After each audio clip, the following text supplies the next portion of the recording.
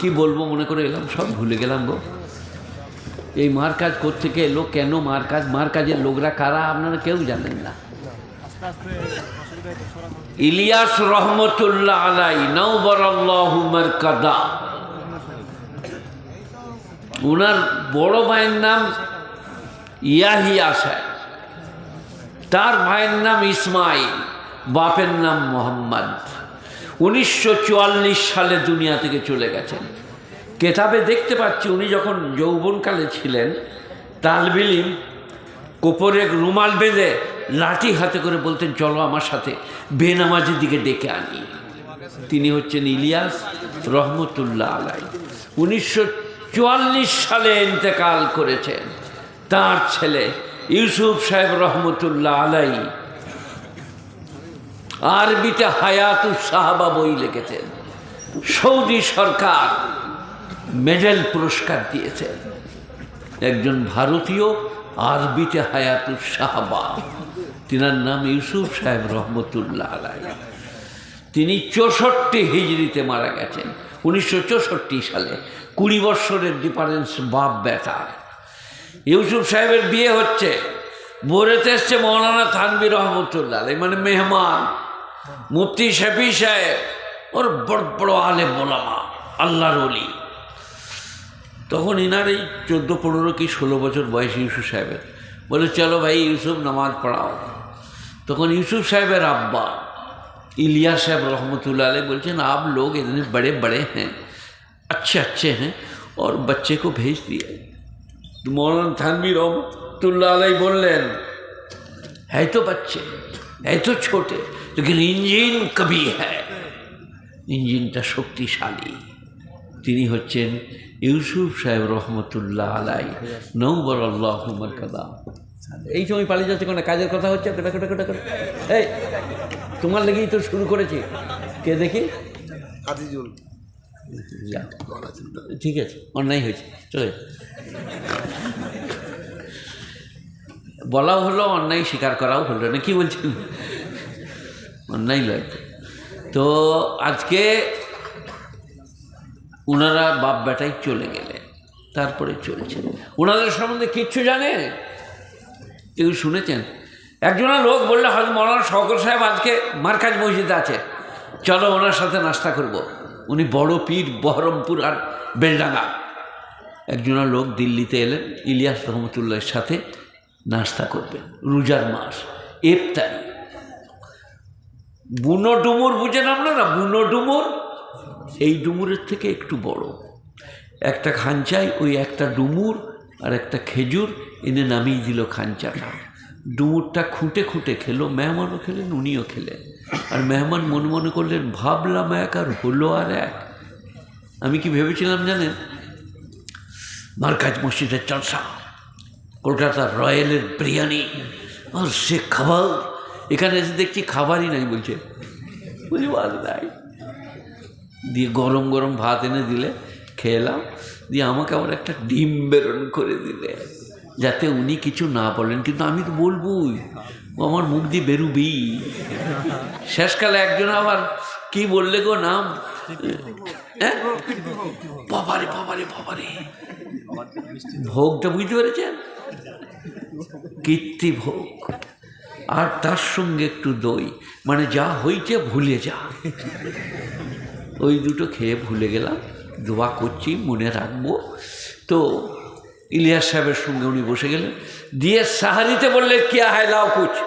সেই খাঞ্চাটা, সেই খাওয়া ডুমুরটা আর সেই খেজুরের আটির সাথে একটু লেগে থাকা।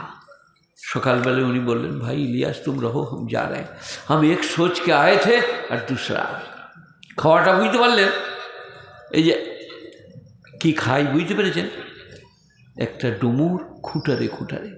আর আমরা মার কাজে যখন যাই, কলজে ভুনা আলাদা, মগজ ভুনা আলাদা, গোস্ত কষা আলাদা, ছাগলের আলাদা, সাদা ভাত, আর আপনার দিকে ভাতে ঘি, কত রকমের কামরাই দরজা লাগিয়ে ইলিয়াস রহমতুল্লাহ আলাই ডুমুর দিয়ে ইফতারি করছেন।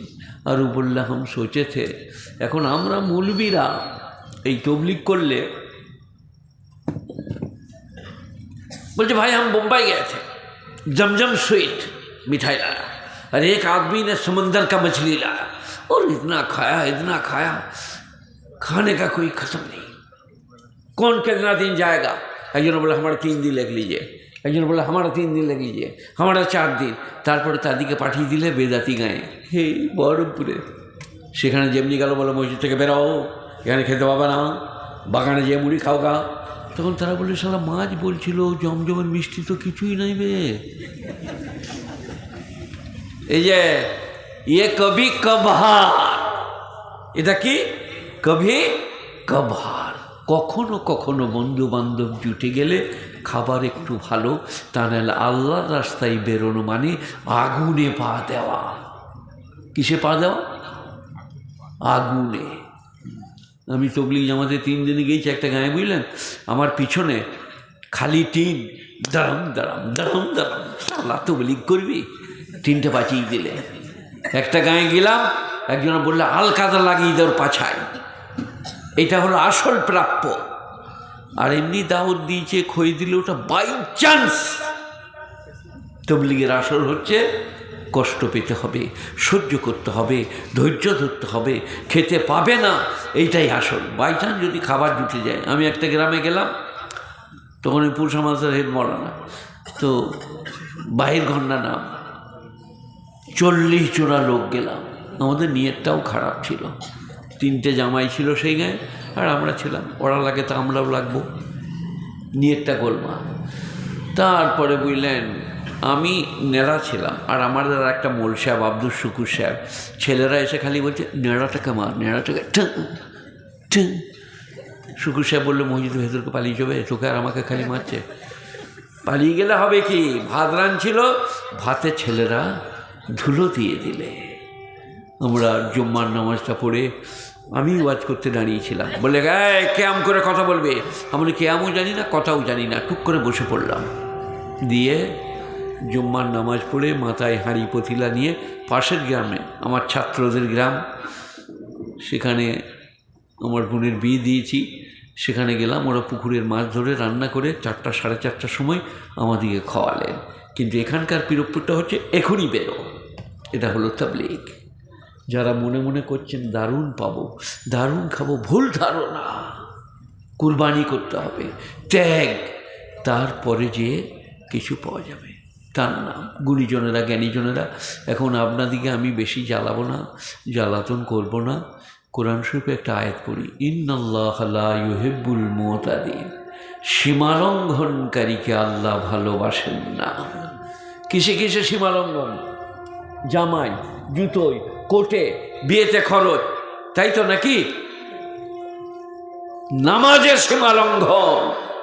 জোহরে 4 রাকাত নামাজ ফরজ, আপনি বলছেন আজ আমার খুব ভালো লাগছে 6 রাকাত পড়ব, সীমালঙ্ঘন।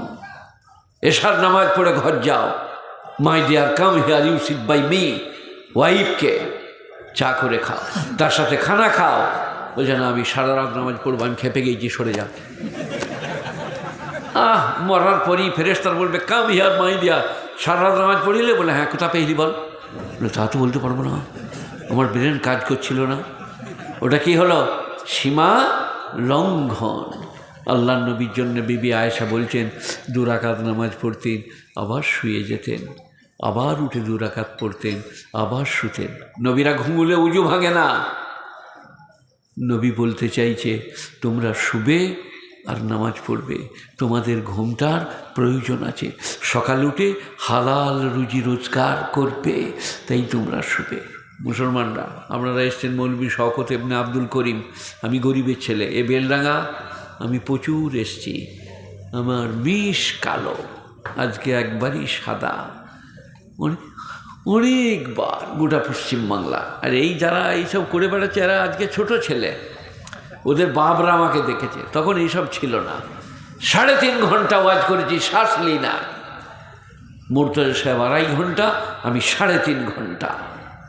এখনও 3 ঘন্টার ক্যাসেট আছে। 2007 সাল, নারায়ণপুর, হুগলি জেলা।